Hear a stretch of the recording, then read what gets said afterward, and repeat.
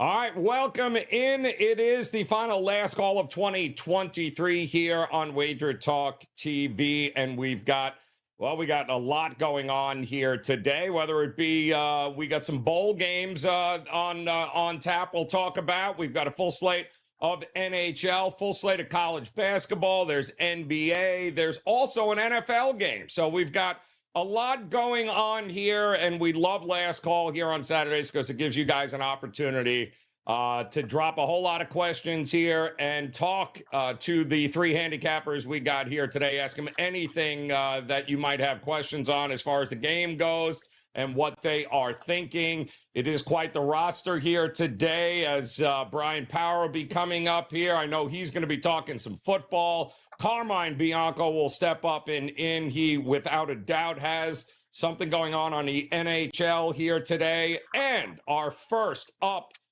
is the pen. Mr. Ralph Michaels in the house, ready to roll here today on this final Saturday, Ralph, of 2023. Still trying to wrap my head around the idea that in a couple of days, it's a whole brand new year, but we got to get through 2023 first here, my friend. Welcome in. I know you're going to talk about maybe a little football and a little college basketball, so I'm going to give you the first choice here, man. Which game do you want to talk about first? Well, let's talk the NFL, because there's probably more people, Joe, that recognize the name Dallas Cowboys and the Detroit Lions compared to High Point and Bellarmine. Good point. Solid. I'm not going to lie. It took me an extra, 38 hours to find the logos for both of those. But yes, let's start with Detroit and Dallas if we could here. What are you looking at in this game tonight here in the NFL? Well, you look at the Dallas Cowboys, having gone to Buffalo, having gone to Miami.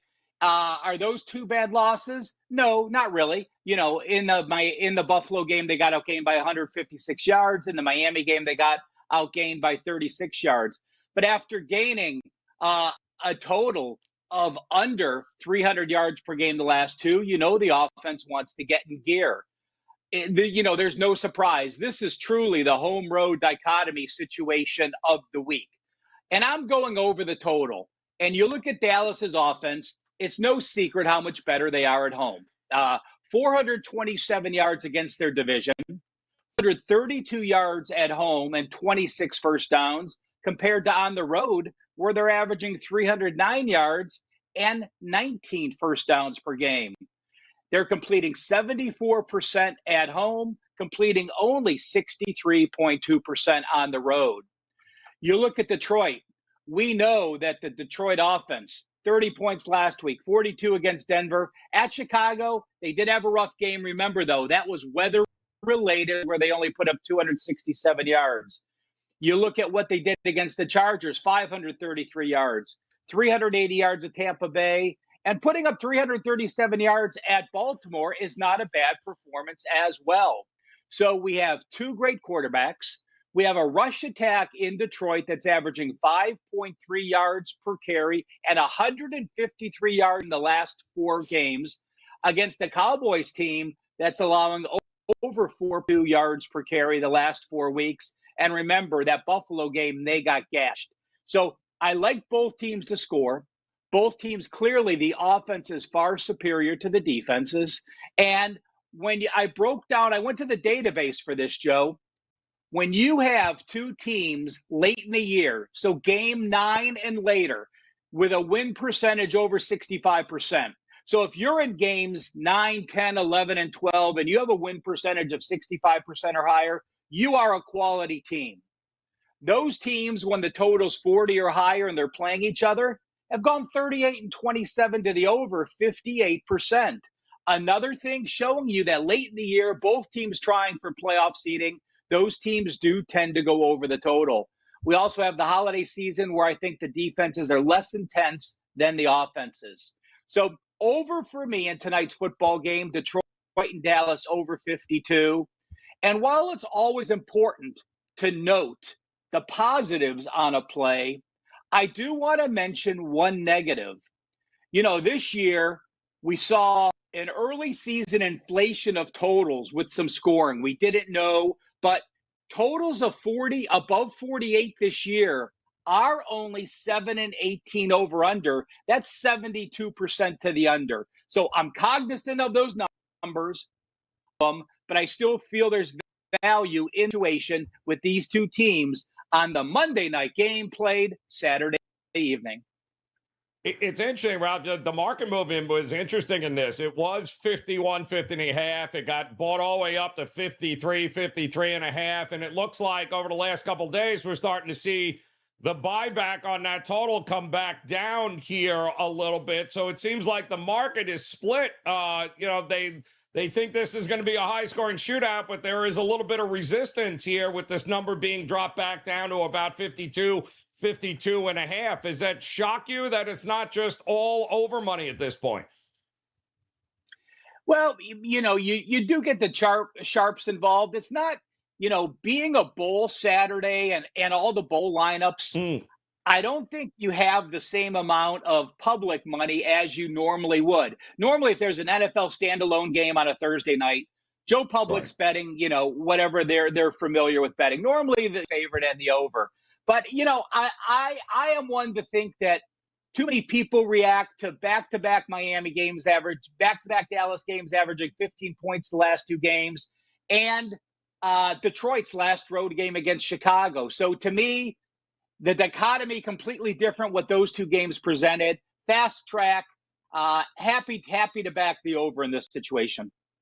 All right, looking at the over here with Dallas. Should be a whole lot of fun here on a Saturday night, 8 o'clock for that game. So if you guys have any questions when it comes to the NFL, drop them in. We'll get to them here. Also, some college hoops here tonight. Congratulations, Ralph. 5%er last night. Stony Brook cashes.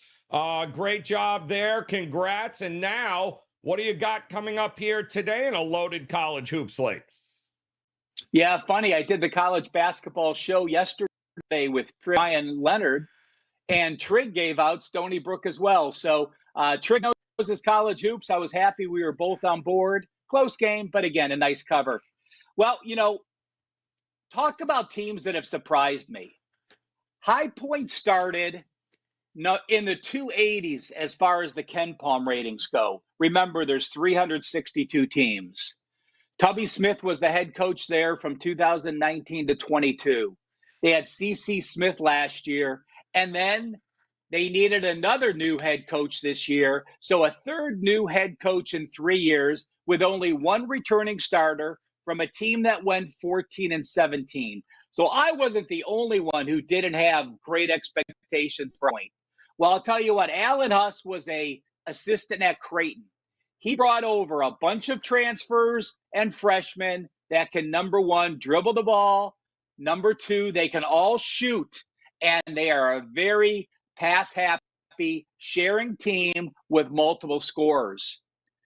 Despite only having one returning starter and returning one player that was injured, they had a mix of transfers, including a conference player of the year, a UConn transfer. And boy, they are off, Joe, to a 10-4 straight-up start with losses on the road at Wofford, on the road at Queens, a new game against Hofstra that they lost in overtime, and at Georgia.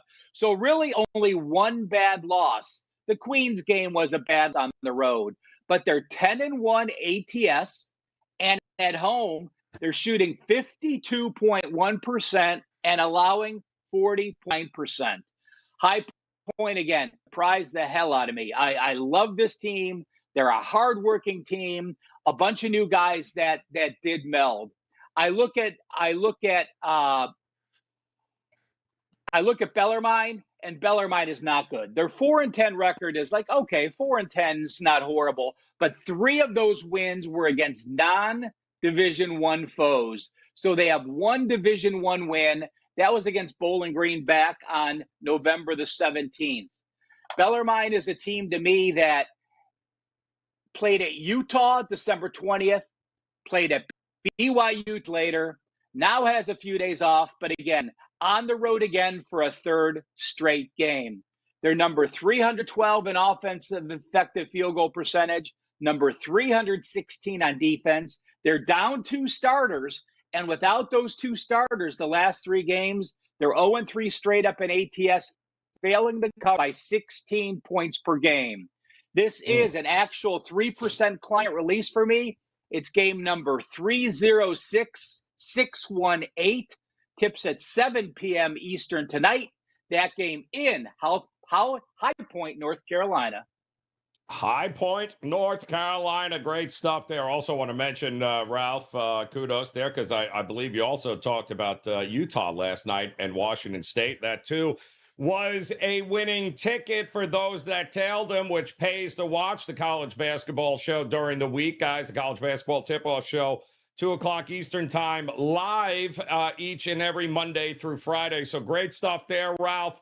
We do have some questions we're going to dive into here, and this is the beauty of Last Call. If this is your first time joining us, go ahead, hit that like button, and go ahead, hit that subscribe button, become part of the Wager Talk TV family. Those of you in the live broadcast and the chat room, you guys know the routine. Hit that thumbs up there. Drop your questions if you got them for Ralph Michaels. And Ralph, we're going to go to Wager Wonk here. Fantastic name. A lot of W's. I believe it's only been a year or two of the new, 18-week season. Is there any data on betting next week, or is it thrown out because of all of the uncertainty, similar to what we're experiencing here in bowl season? What are you thinking, Ralph? Is there any sort of data that we should know about when it comes to basically, I mean, I guess we've always had teams last week of the season eliminated, playing for nothing, some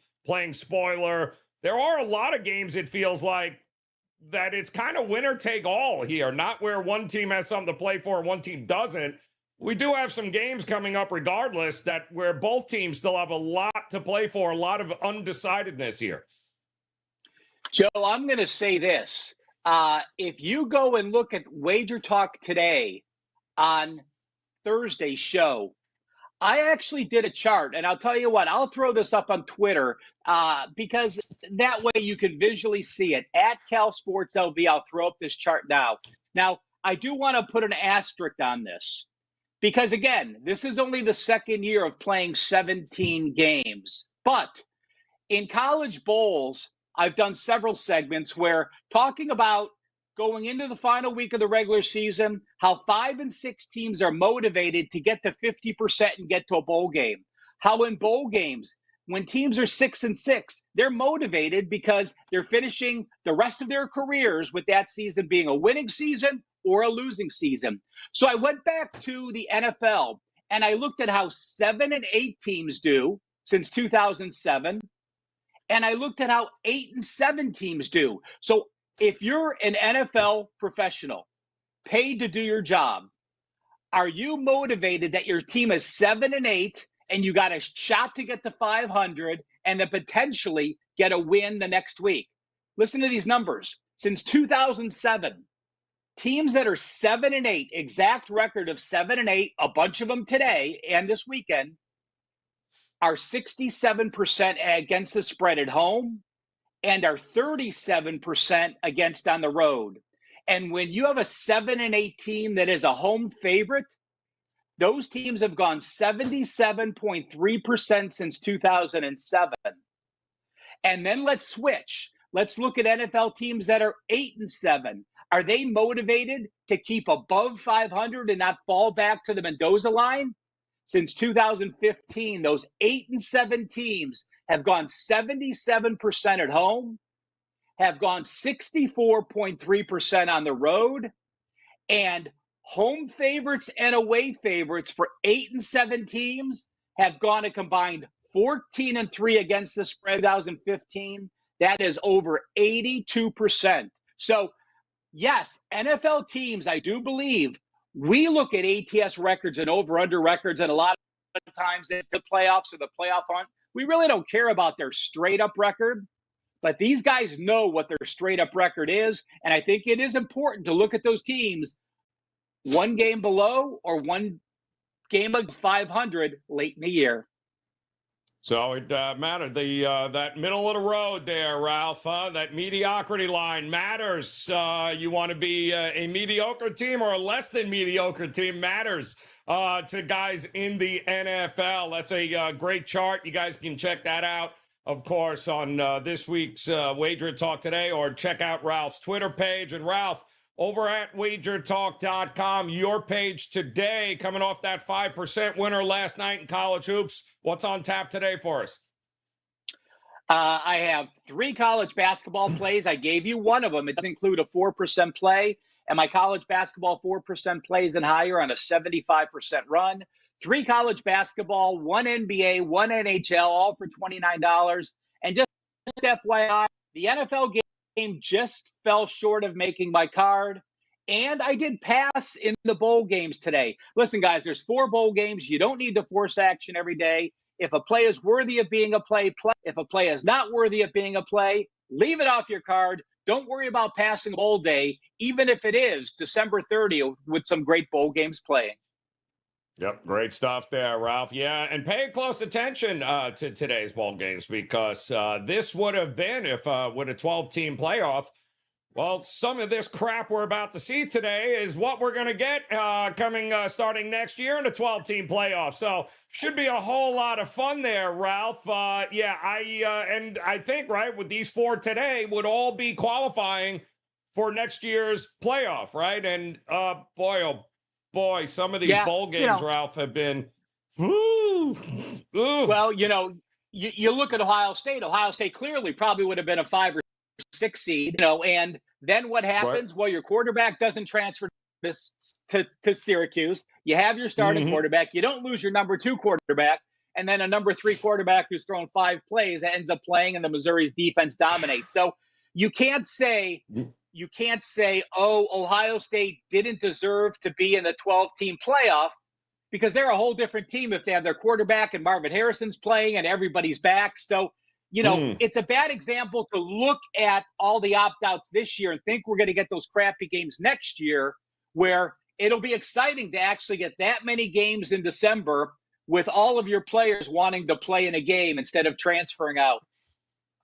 Yeah, which also means that whether Toledo has their quarterback or not, they're still going to get boat raced by a fully healthy Ohio State. So we're still going to have the same problem, Ralph. We're going to have the haves and the have-nots next year, and it's going to be interesting to see how this all plays out in college football. But go over to Ralph's page at WagerTalk.com. Get it done now here. He's got those best bets ready to go. Ralph, best of luck this weekend. Have a happy new year. And we'll talk to you again, of course, in 2024 next week. So good luck, man.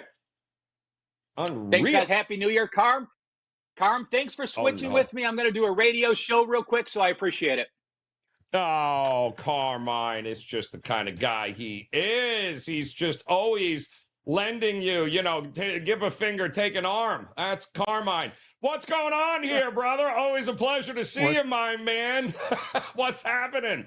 Good to see you. I'll always switch with Ralph. It gave me a chance to grab another double espresso. So I'm kind of wired right now, but plenty of action today for me. I'm looking forward to it. NHL starting early. There's European soccer going on right now. And then, of course, NFL tonight. So I'm looking forward to it. Plenty of action going on. And I was going to come and visit you next week in Miami to go see the Bills win the AFC East in Miami, but I figured you'd probably be busy. Yeah, no, don't. It's funny you mentioned that. Yeah, no, I won't be here. Carmine, it is the only guy I know that wakes up to a pot of demi-tasse every Monday through Saturday. It's fantastic here. Carmine, let us talk here a little bit about the NHL to start, because you are crushing it, my friend, in the NHL. Nice run going on here. Full effect here today and into the new year. A lot of focus now that we've got kind of the first half of the season out of the way. We've learned a little something about these teams now, and now it kicks into another gear. So what's the game you looked at today that we should concentrate on? Yeah, this is an interesting one, and this one goes, I believe, at 5:00 today. It's the Sabres, Buffalo Sabres, and Columbus Blue Jackets.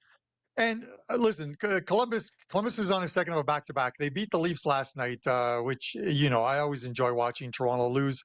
But they beat the Leafs last night at home 6-5 in OT, so they're on the second of a back-to-back.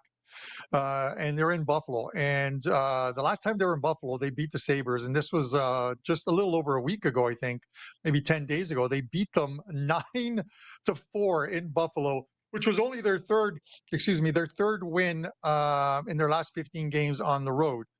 But it's one of those games where if you just look at the final score, you figure it is an absolute beatdown, and they dominate him in that game, and that's not what actually happened in that game. The final score isn't very indicative of what happened in that game.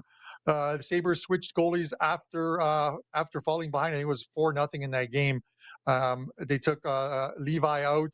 He was terrible. And then they bring in Luukkonen, who's supposed to be starting today's game. He was equally as bad. They were letting in floaters from the blue line.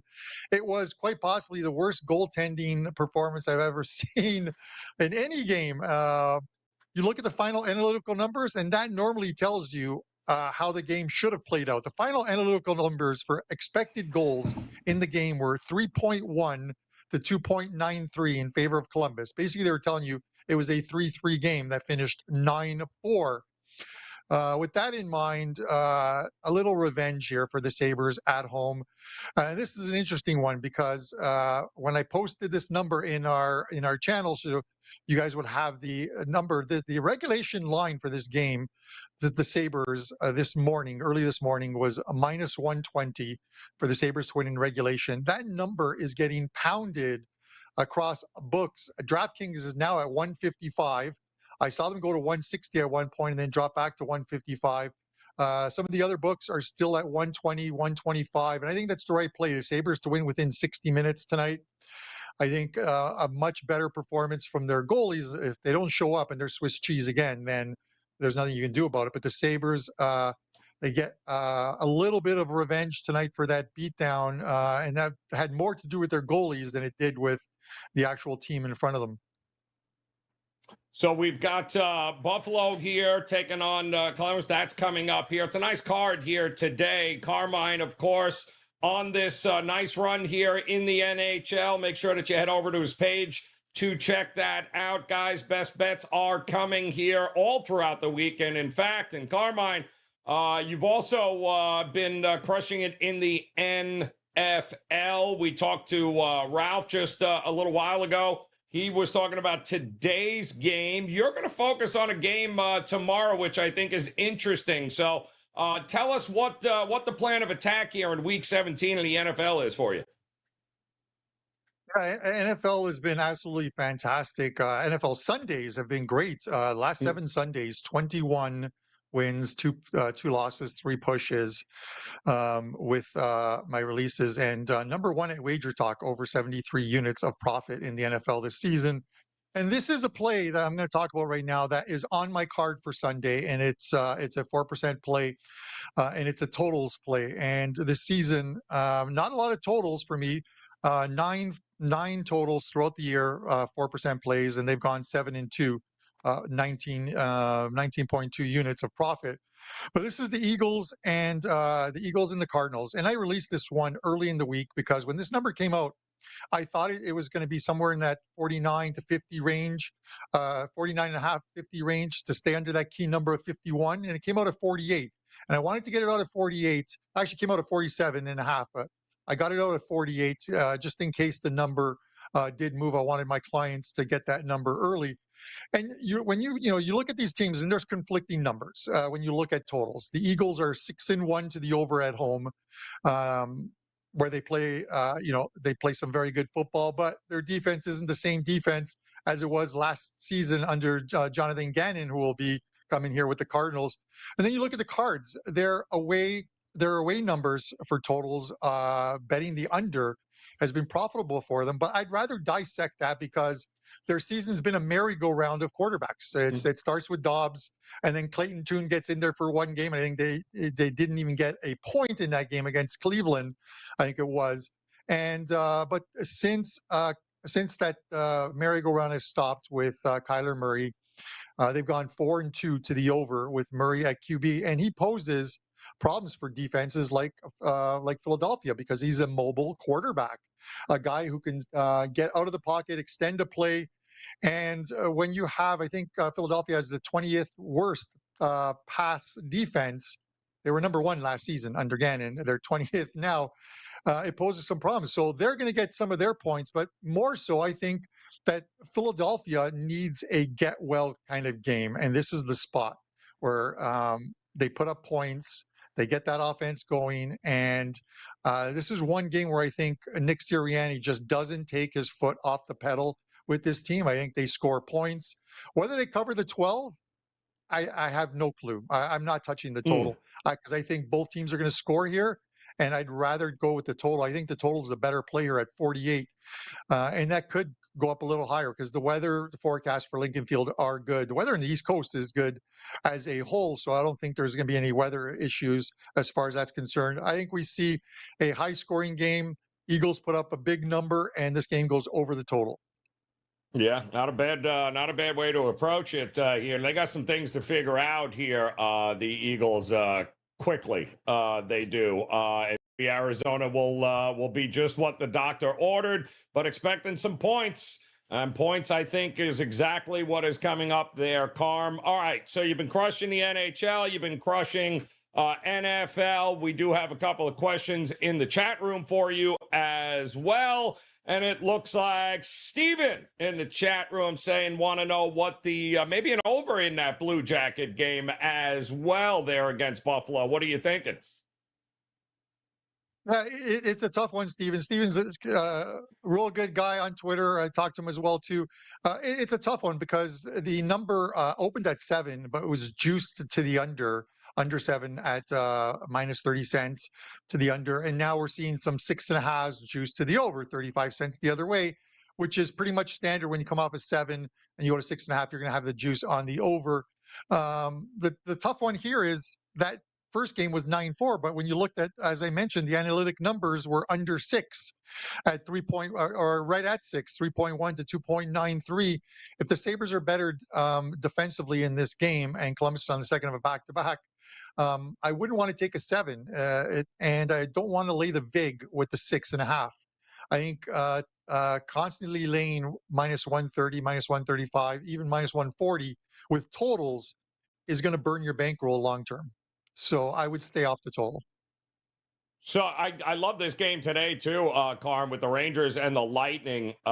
Interesting spot here, especially after what my Panthers just did to Tampa there. But when you look at this, the goalies here, I believe Vasilevsky back in goal for him here. So I would think under automatically, right? I think 6 here with these two goalies, but then again, maybe it's not 2019 and we should maybe look towards an over these days. What are you thinking about the Rangers? And this is the first, I think, of a back-to-back for them too. Yeah, this the Rangers. Obviously it's a back-to-back for them in this spot. Florida made quick work of that's a little pun there, I guess. Of Yes. the Rangers yesterday. Jonathan Quick in goal. It's Igor Shesterkin in goal tonight. And listen, I do on Fridays. I do a 6 and 60 segment. I'm going to post that on Twitter right after this episode, so you guys can get 6 games. For today, that it's a quick look at 6 games that I like for today, and this was one of the games. I like the Rangers getting plus money if you can still get it. Yesterday they were plus 107 in the look ahead for today's game against Tampa Bay. I think this Tampa Bay team isn't the same team we've seen the last 2 or 3 years from them, dropping off. Their third and fourth lines aren't as good, and the fact you have the Rangers, I'm not worried about the second of a back-to-back. Mainly because it's in the state of Florida. That trip for them isn't a big one.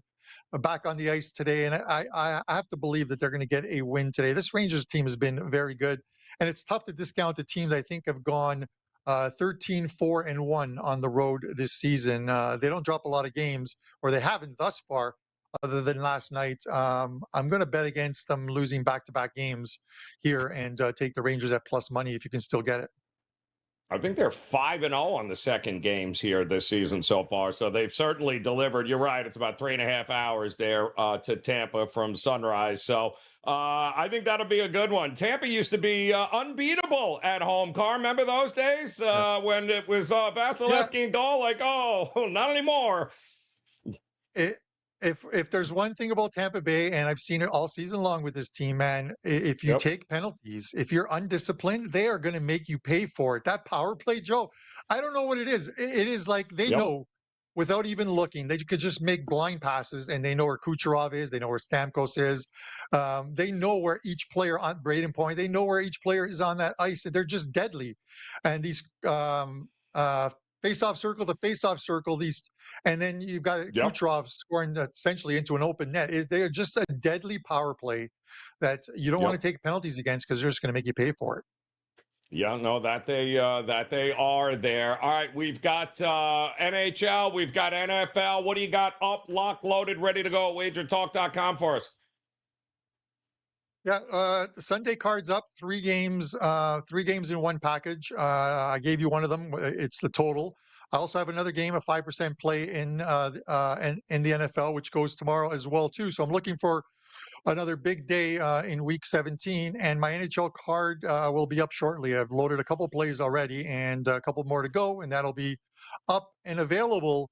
I have a coupon code. I hope it still works. It should work through the weekend. CARM30 will get you $30 off a 7-day all-access package. That's normally $99. Drop it down to $69, less than $10 a day, and you get the next 7 days of plays, including the 5% play, which normally on its own goes for $35. So it's a pretty good deal. Guys, take advantage of it right now over at Carm's page at WagerTalk.com. Carm, Happy New Year, man. Crush it on the ice. NFL Week 17 this week. And, of course, we'll see you again next year. Seems kind of crazy, but welcome in 2024 with your Demi-Tass and maybe a little Zambuca tonight. What do you think? Yeah, a little bit of everything tonight. We're going to celebrate the new year. I'll be asleep by 11:30, I'm going to guess. So yes, you will. I'm going to sleep into the new year.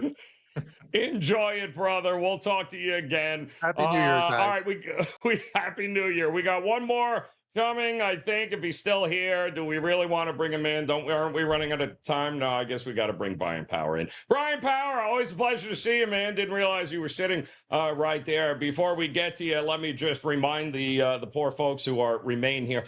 If you could, go ahead, hit that subscribe button and hit the thumbs up. The best is yet to come. Here as BP is going to be looking at all sorts of football here today and congrats, by the way. I know you were sweating last night with Mizzou there.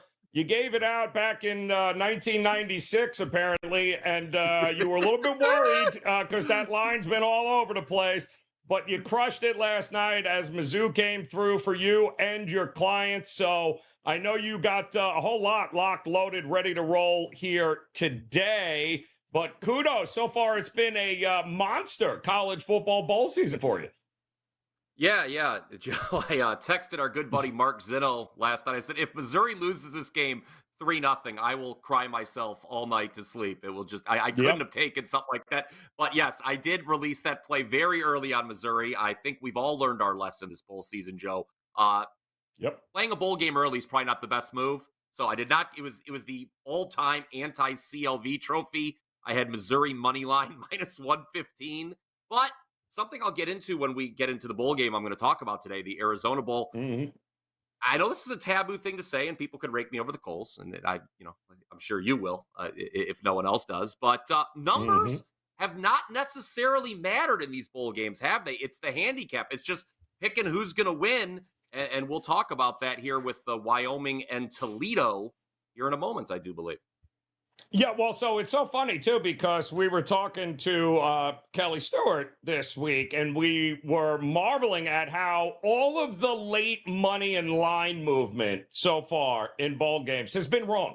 Has been absolute. All the steam coming in and pushing numbers one way or another has been dead wrong. So just when you think, actually, in fact, I mean, the numbers, they were crunching them. If you had basically faded all the late steam, you've been crushing it so far here in the bowl season. So it goes to show you how much that the big money knows here. So you did mention this game here today. And again, guys, if you have questions about any of these bowl games coming up, make sure you drop them in the chat room. Those of you who are joining us live here today on this final Saturday of 23. Don't forget to hit that subscribe and like button.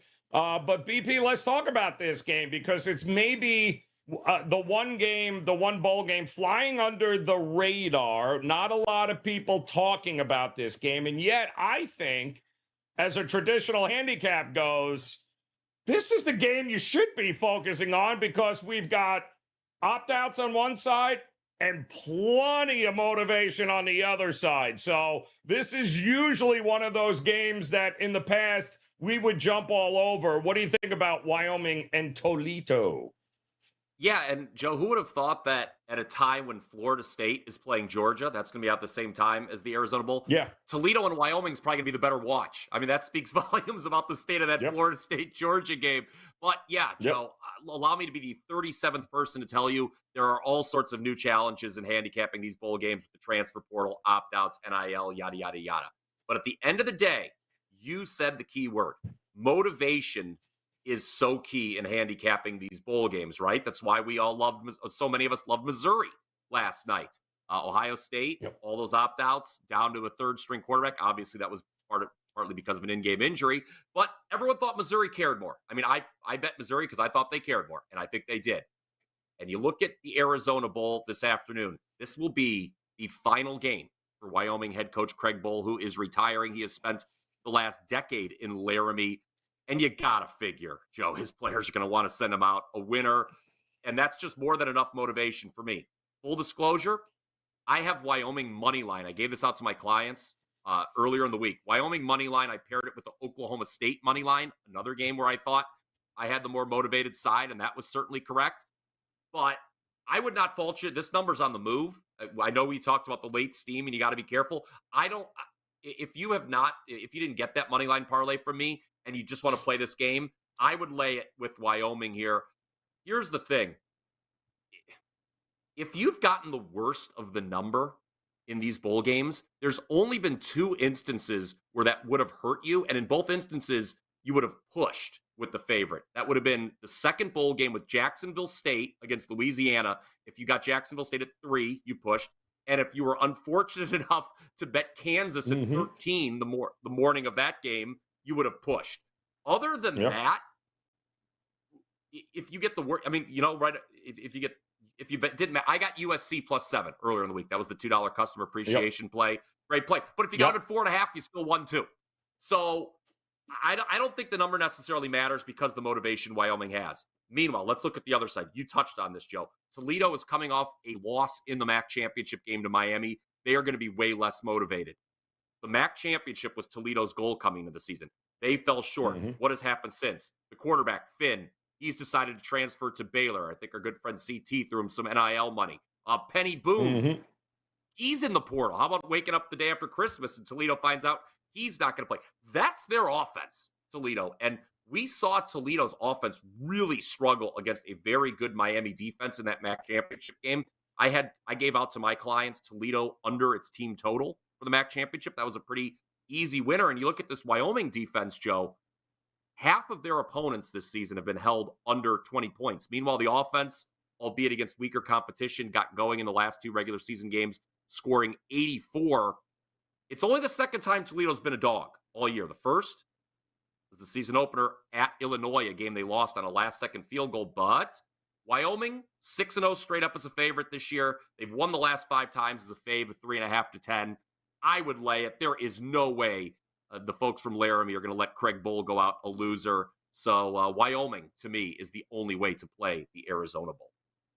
Yeah, no, I'm with you there. It should be, it's not a pretty brand of football, but it is certainly going to be effective, I think, in this spot as they look to send out their beloved coach on a winning note there. So that is coming up a little bit later today. Also, NFL Week 17 here. It kicks off tonight. You are going to take a look at another game which has a lot of people scratching their heads when they saw the Rams and the Giants get posted, and all of the money that came in on the Giants has got people going, what in the hell is going on here? Well, it's, listen, there's a lot of love for the Giants in this one with Tyrod Taylor getting the nod to start, but you're going to approach it a different way here. How are you going to look at this game? Yeah, apparently a lot of people had the same reaction you did, Joe. I know it caught my eye as well, the initial line move, because we've seen a lot of buyback on the Rams. They're, I think, looking at the WagerTalk.com odds screen, -5, even back up to -6, which is where we started. So the odds makers, I guess, are well positioned there. I don't think I really want to bet the G-men to cover. Maybe I do. But what I really like them to do is go over their team total, which is sitting at 18.5. You can get that -108 right now at DraftKings. Look, the Tommy DeVito story was amusing for a while, Joe. You had the ravioli, the meatballs. He's in his kitchen. He's visiting pizza places all over New York. But he's not a very good quarterback, let's just be honest. And Tyrod Taylor is better, and he's going to be starting for the Giants this week. And I look at this Rams defense. Look, the Rams' success, I think, has caught a lot of people off guard this year. Not me. I'm going to tell you why. They have a very good starting quarterback who has remained largely healthy, and he has 2 good receivers. In 2023 NFL, that's all you kind of need to get to a winning record this year. I mean, half of the teams this week are starting a backup quarterback. The Rams still have Matthew Stafford. And I think where I'm scared with the Giants here is, can they keep pace with the Rams? The Rams have a very good offense. But the Rams defense, Joe, it's still Aaron Donald and 10 guys you can't name. Okay? They've allowed 19 or more points in 9 of the last 12 games. The 3 exceptions were Joe Flacco's first start with the Browns, Arizona, who's hideous, and Seattle, who the Rams just seem to curiously own. And even in that game, Seattle scored 13 in the first half before just, I don't know, just going down the toilet in the second. But there's only been 2 road games all year, and the Rams are on the road this week, where they didn't allow at least 19 points. Remember what I said earlier? This team total is low, 18.5. Yeah. We don't need a ton of points from the Giants. Just 3 touchdowns will do it. And even during the Rams' hot streak, which has seen them go 4-1 straight up, 5-0 against the number, their last 5, only straight up lost in overtime at Baltimore, oh, by the way. The Rams are still allowing an average of 18.2 points per game. That's against some bad offenses. I am pretty confident in Tyrod Taylor and the G-men to get it over 18.5 on Sunday. Yeah, and I will just say this, though. I mean, he's a monster upgrade in the passing game for the Giants than what Tommy Cutlets brought to the table. Darius Slayton is finally healthy, it appears, here for the Giants, so they have some weapons on the outside. And history tells us anything. The Rams are fighting for a playoff spot. The Giants aren't, which means the line is totally inflated to the Rams big time when it opened up and where it is. And we have seen it has been very profitable to back those dogs at home the final couple of weeks of the season when they have nothing to play for except spoilers. So this is not going to be, I think, as cakewalkish as maybe the market thinks here, because you've seen so much Tommy Cutlets here over the last month, and it has not been pretty. I trust Tyrod more than any other quarterback in New York. That's saying a lot. Yes. All right, so there we go. Right? I trust him way better than including that team that's on the other side there that makes me want to throw up every time I think of them. All right, so if we got any questions, we'll get those up for you here in the chat. And Jonesy says he wants to lay it with the Bills. Well, your opportunity is when it opened, not when it's 14 now. You would have had it at 12 and a half there. But I want to play spoiler as the Pats secure a top 4 pick with a loss. And yeah, if he's out the offseason, this could be, if Belichick's out, it could be his last hurrah. I still don't buy. Belichick will leave when Belichick wants to leave. He's not getting thrown out of anywhere. I think that's a totally false narrative. When Belichick leaves, it'll be because he has stuck a fork in the New England Patriots and doesn't see any hope on the horizon. I'll tell you that right now. But the Bills don't seem like they're in the mood to be messing around anymore after that scare against the Chargers here. So what are you thinking in this one? Yeah, I had the Chargers last Saturday night, as a matter of fact. I thought that line was totally inflated. It's just the kind of thing I do, Joe. A team gives up 63 points, fires its coach. Of course I'm going to take them. I mean, that just screamed, please take me. And I'm with you. I think that you've missed the best of the number. I wouldn't want to lay 14. I was looking at the first half market on this game, too, because honestly, if the Bills aren't covering early, they're probably not covering late. I don't see what's called a front door cover by someone. The favorite gets the late score to push it past the number. But it would be actually favorite or pass for me. A lot of times I come on these programs and say it's dog or pass. I generally am an underdog player, but I ain't touching the underdog in this one. You talk about Bill Belichick leaving on his own terms when he decides to stick the fork in New England. Well, he might have that fork raised, Joe. I mean, this team is not good. Yeah. Bailey Zappi. I want to like Bailey Zappi. I liked him at Western Kentucky. But going into last week's win over Denver, this guy was averaging like 5.8 yards per attempt. He's operating kind of trash offensive line. And remember, this is a revenge spot for the Bills. They lost in Foxborough when they were, going through their mid-season swoon. So I think the Bills, may kind of smell blood in the water here. So it is favorite or pass, but maybe some money comes in on the dog game day. I would tell Jonesy, if it goes down to 13.5, maybe hammer it, but I would not lay it 14. And I think the first half number is 7.5, which is a terrible number to lay, obviously, as well. I was at that game, in fact, when Buffalo lost in Foxborough, and that was disgusting on a whole lot of levels. And I will say this, though. They haven't quit in New England at all. So this is not a team that is thrown in the towel. Maybe Belichick does, but the team has it, which is a big sign to let you know that maybe he certainly hasn't lost the locker room.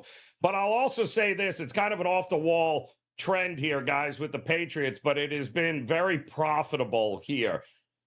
The Patriots apparently don't seem to put back-to-back efforts together. In fact, the Patriots coming off of consecutive losses. They play their best when they lose 2 or more games in a row. They are phenomenal, a la what they just did here. But outside of that, they're 1-12 against the number when not on a losing streak. They're 1-12 against the number, coming off a win. So if they win a game like they did last time, they're almost unbettable the next game here, even with an inflated number like this. It's very weird what we have seen from the Patriots this season of Belichick. Yeah, and just globally across the NFL, that's kind of a thought process I have. When a bad team is off a win, you generally don't want to back them, right? Because they're a bad team, and bad teams typically don't turn in back-to-back good performance. So I'll say this. I gave the numbers on Zappi. The defense has generally shown up to play for New England. I unfortunately lost. I mean, I lost on the under in the Denver game. It was looking great until it wasn't, right? But, I mean, this is a New England Patriots team. They gave up 10 points or less 3 straight weeks and didn't win any of those games. I mean, that tells you about the state of the New England Patriots. And obviously, Joe, if this does get into a shootout, New England has no chance at all. If Josh Allen and the boys are rolling, New England has no. I know the first game was high scoring, so that contradicts what I'm saying, but that's not going to happen again. Not on the road. This is a different Bills team now that is locked in, despite last week's lethargic effort in Los Angeles. It was only high scoring because Josh Allen kept turning the ball over and giving them short fields to operate from here. Otherwise, it wouldn't have been. So, interesting game coming up there. How about at your page at WagerTalk? What do you got locked, loaded, ready for folks here today? Okay, we talked about the Missouri win last night. We're looking to keep a 15-7 college football run going. I have a bowl play this afternoon. It is the Maryland-Auburn game. So, and of course, I am still hoping that Wyoming wins outright to complete that moneyline parlay. I'm on the NFL game tonight between Detroit and Dallas. Have a kind of an interesting wager there. And already posted, Joe, as they say right there on the screen, a 5% max bet for the college football playoffs. You may recall 2 for 2 last year in the bowls with 5% plays, including Ohio State wire to wire against Georgia. There is once again another semifinal matchup, which I absolutely love, and it had to be a 5% play. I circled it right off the rip, and we are hammering it. And that can be purchased at my page right now, wt.buzz/BP. So get her done, guys. Get involved. Head over to BP's page there when you get a chance and hop on board, partner up with him as we get ready to say goodbye to 2023. BP, best of luck with the plays here, my man. We'll see you again next year as we get ready to do it all over again. And that'll do it for us here on Last Call and Wager Talk. Again, if you guys haven't done so, go ahead and smash that like button. Give us a thumbs up here, as well as hitting the subscribe button and become part of the Wager Talk TV family, because nobody's got more content on a daily and weekly basis than we do on all the big matchups throughout the week that you need to know about. On behalf of Ralph Michaels, Carmine, Bianco, Bryan Power, and the entire Wager Talk family, we certainly appreciate you guys. Wishing you nothing but health, wealth, and success coming up here in the new year. Certainly hope you'll come back and join us again in 2024. But until then, best of luck with all your plays this weekend, guys. Make it a killer New Year's Eve and New Year's Day, and come back and join us again next week. Good luck, guys. Be safe, be well, be profitable. We'll see you again next year. Good luck.